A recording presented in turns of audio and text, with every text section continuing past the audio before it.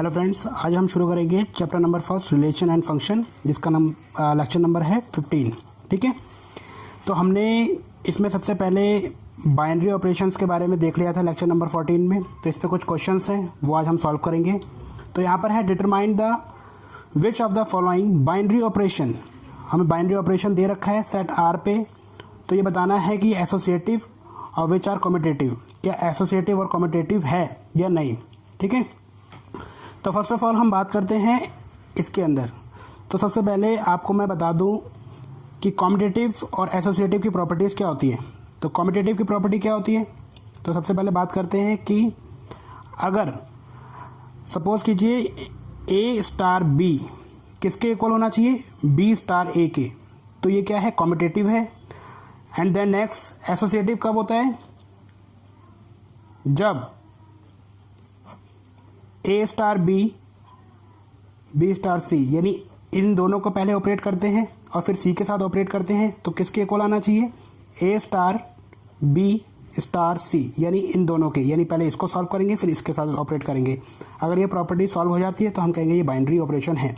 ठीक है, तो इस फंक्शन के लिए देखिए क्या बोला गया है, ए स्टार बी क्या है, 1 है आपका। ठीक है, और ए बिलोंग्स टू आर, यानी जो ए है और बी है वो दोनों किस में आते हैं, आर। ठीक है, यानी रियल नंबर्स में आते हैं। तो हम सॉल्यूशन करते हैं सबसे पहले इसका।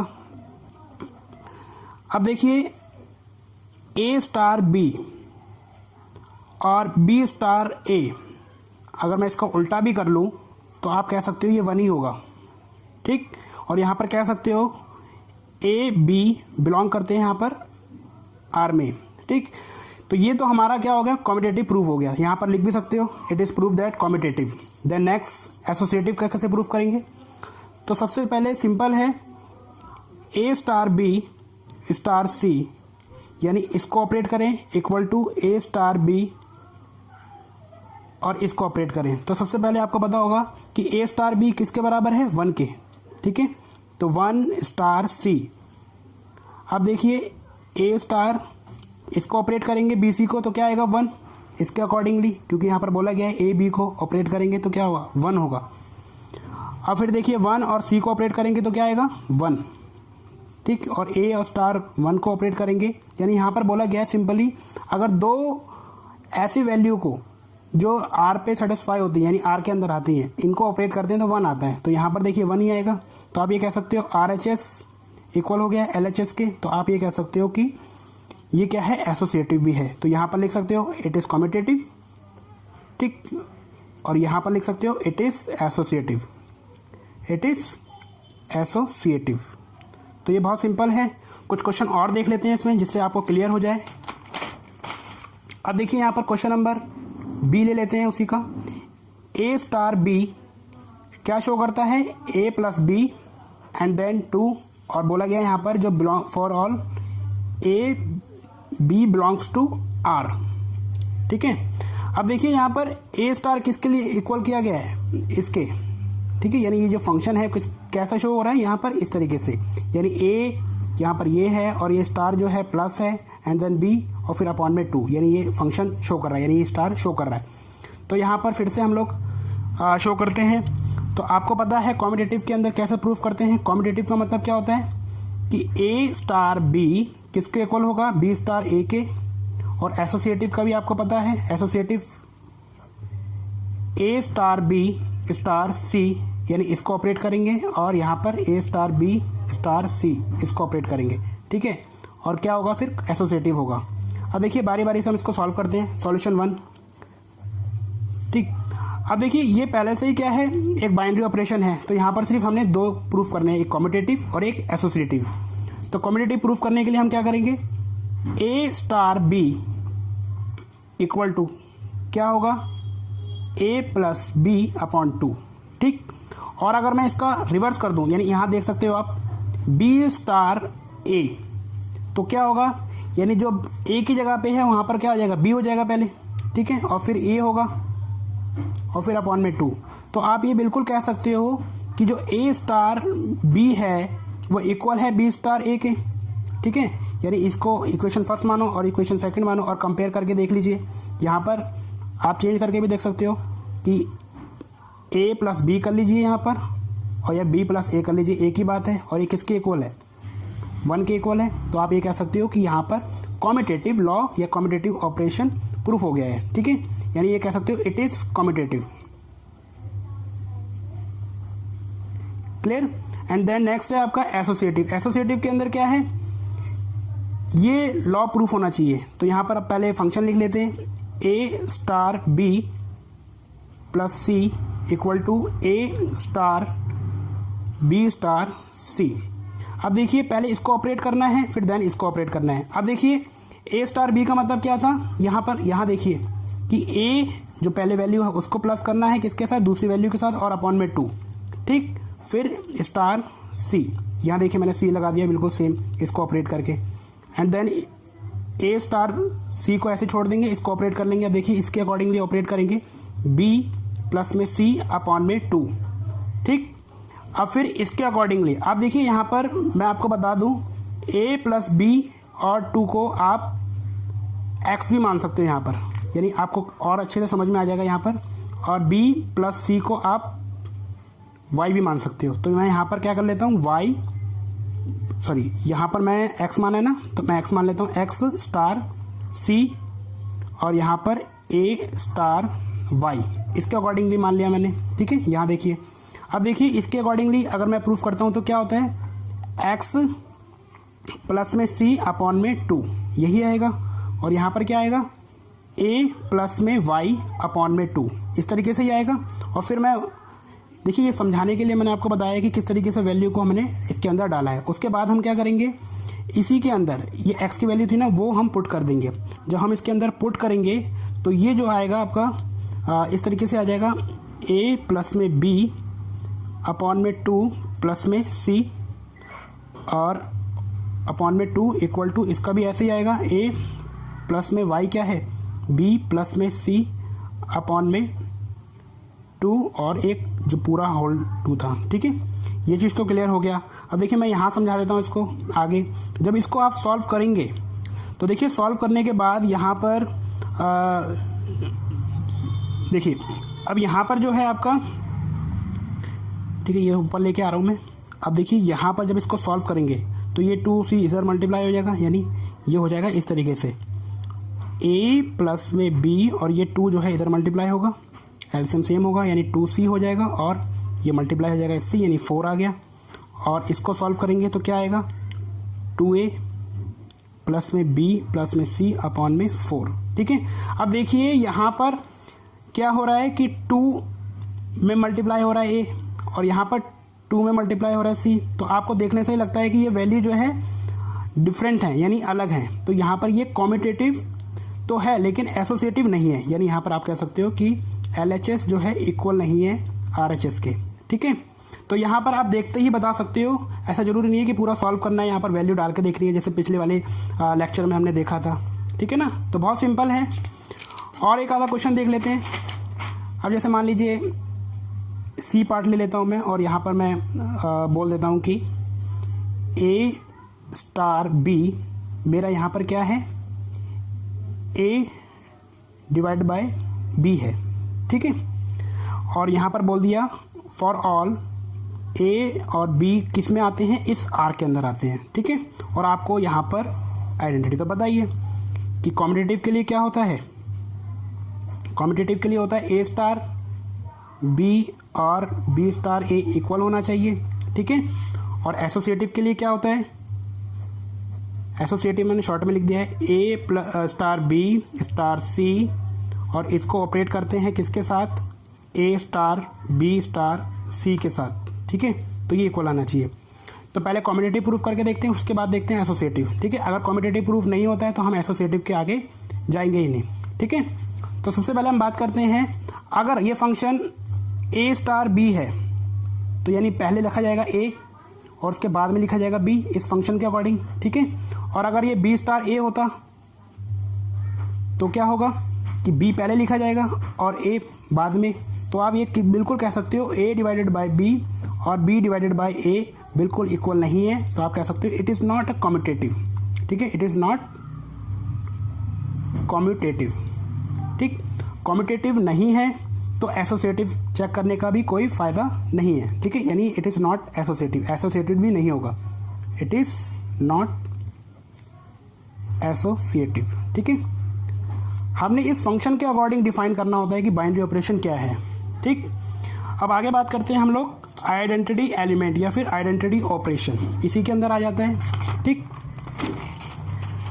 अब देखिए, जैसे मैंने आपको एक फंक्शन दे दिया, अब आइडेंटिटी को भी समझ लेते हैं, ठीक। अब जैसे मैं यहाँ पर आपको बता देता हूँ कि जैसे ए स्टार बी आपको मैंने बताया था कैसे, अब मैंने दे दिया ए प्लस बी, ठीक है, इस तरीके से होता है, क्लियर। और बोला गया है कि यहाँ पर क्या कहते हैं, ए एंड बी दोनों ही बिलोंग करते हैं आर में, ठीक है। तो हम पहले इसको प्रूफ करेंगे कि ये बाइनरी ऑपरेशन है या नहीं है, तो हम स्टेप बाय स्टेप चलते हैं और यहीं पर मैं आइडेंटिटी ऑपरेशन भी आपको समझा देता हूँ, ठीक है। तो सबसे पहले हम लोग पहले चेक करते हैं बाइनरी, ठीक है। बाइनरी के लिए हम लोग क्या चेक करते हैं, क्लोजर प्रॉपर्टी, ठीक है। और क्लोजर प्रॉपर्टी क्या कहती है कि अगर ए स्टार बी को अगर हम सॉल्व करते हैं, ठीक है, और वो किस में आ जाए, वो आना चाहिए आपका उसी फंक्शन के अंदर, यानी आर के अंदर, यानी आर रियल नंबर, यानी जितने भी नंबर हैं -1 -2 इनको छोड़ के, इमेजिनरी नंबर को छोड़ के सारे नंबर क्या होते हैं, रियल नंबर होते हैं, ठीक है। और वही एलिमेंट लेने हैं आपने, तो ये बाइनरी ऑपरेशन प्रूफ हो जाएगा आपका, यानी क्लोजर। उसके बाद क्या आता है आपका, कॉम्यूटेटिव आता है। कॉम्यूटेटिव क्या कहता है कि अगर ए स्टार बी इक्वल हो जाएगा किसके, बी स्टार ए के, तो आप कहोगे ये कॉम्यूटेटिव है। एसोसिएटिव में भी क्या होता है, ए स्टार बी और सी अगर इसको ऑपरेट करते हैं पहले और उसके बाद ए स्टार बी स्टार सी इसको ऑपरेट करते हैं, अगर ये बराबर है तो ये क्या है, एसोसिएटिव। ऐसे ही यहाँ पर एक आ जाता है आइडेंटिटी, क्या आ जाता है, आइडेंटिटी।